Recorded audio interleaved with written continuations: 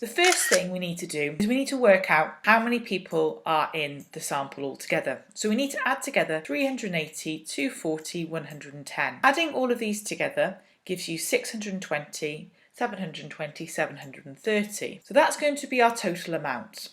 So she needs a sample of 100 students stratified by key stage. Work out the number of students from key stage 3. So our new amount is 100, and we always write our new amount first.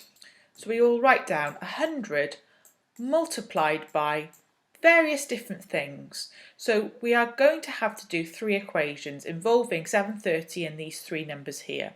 The first thing we're going to do is we're going to pick that 380. So we're going to do 380, and I'm going to write it as if you were writing it in a calculator.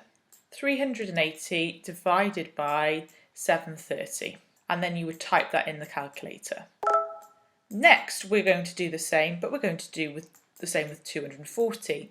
So it's going to be 100 times 240 divided by 730. And the reason why is because we want to find this fraction, which is going to be 380 divided by 730 for the first one, and 240 divided by 730 for the second one, of the whole amount.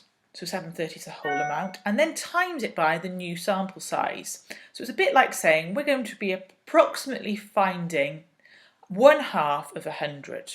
This one here, we're going to be approximately finding 1/3 of 100. And the last thing we need to do is find what's left over.